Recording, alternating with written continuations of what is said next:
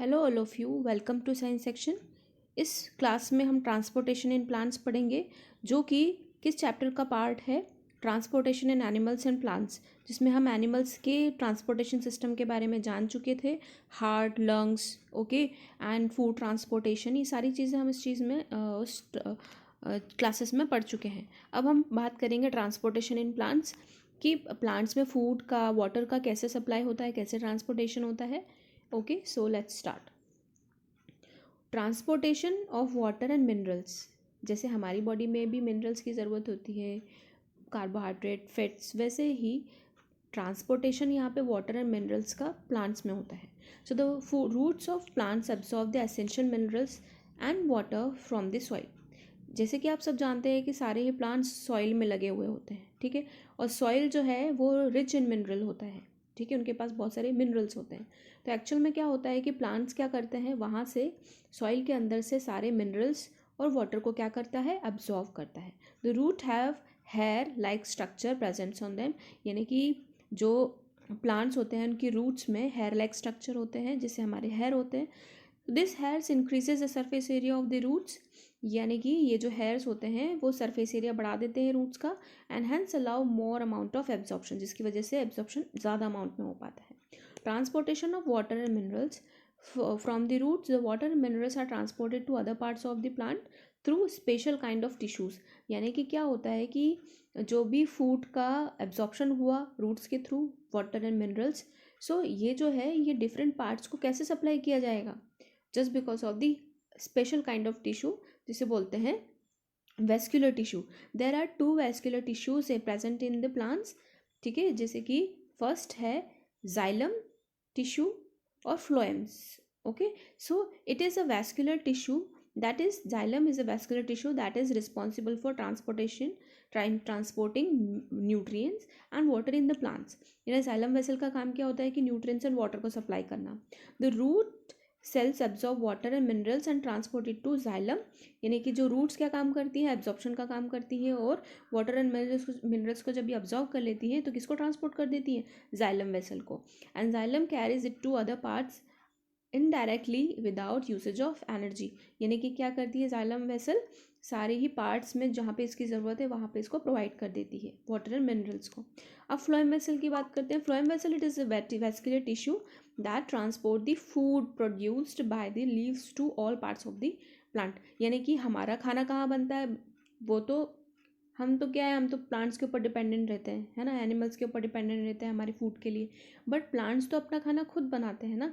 और वो कौन सी प्रोसेस है जिससे खाना बनाते हैं, फोटोसिंथेसिस। ओके, और फोटोसिंथेसिस प्रोसेस कहाँ होती है, जो भी ग्रीन प्लांट्स होते हैं उनके ग्रीन पार्ट में, जैसे कि leaves are the kitchen of the plants, है ना, तो वहाँ पे क्या होता है कि वहाँ पे फूड प्रिपेयर होता है। और फ्लोएम वेसल क्या करती है, और फ्लोएम वेस्कुलर टिश्यू क्या काम करता है कि वहाँ से फूड को लीव्स के पास से उसके पूरे बॉडी पार्ट में उसको सप्लाई करता है, ठीक है।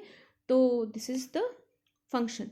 Transportation of water and minerals here, जैसे कि रूट्स जो हैं वो सॉइल से क्या करता है, वाटर को, मिनरल को, सबको एब्जॉर्व करता है, ठीक है, और यहाँ से जो भी जाइलम वेसल है वो यहाँ से वाटर को सप्लाई कर देती है।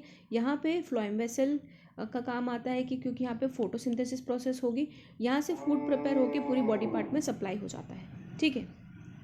Transpiration sometimes not all the water that plants absorb is used by them. यानी कि ट्रांसपीरेशन क्या एक प्रोसेस होती है कि जिसमें जैसे कि सपोज प्लांट्स जो है वो सारा ही वाटर तो यूज़ नहीं करते हैं, है ना, sometimes not all the water that plants absorb is used by them, यानी कि जितना उन्होंने एब्जॉर्व किया है उतना ज़रूरी तो नहीं है कि उसको वो यूज़ करें। Hence they need to get rid of excess water in them, यानी कि उनकी बॉडी से, ताकि ज़्यादा से जो भी एक्सेस अमाउंट का वाटर बच गया है उसको कैसे बाहर निकालें। So this loss of water in plants takes place through the process of transpiration in which water evaporates in the atmosphere through the stomata presents on the leaves.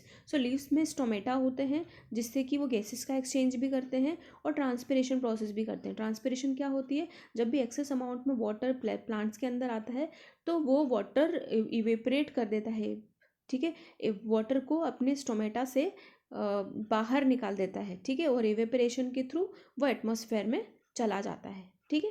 So this is the transpiration process. Importance of transpiration.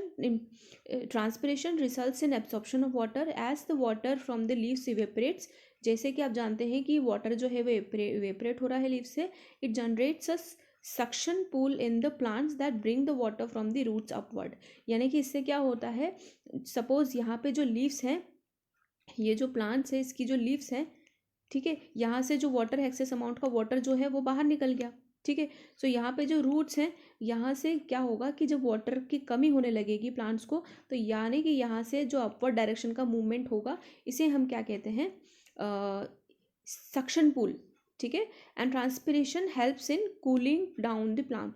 ठंडा रखने के लिए help करता है transpiration, ठीक है, plants के temperature को.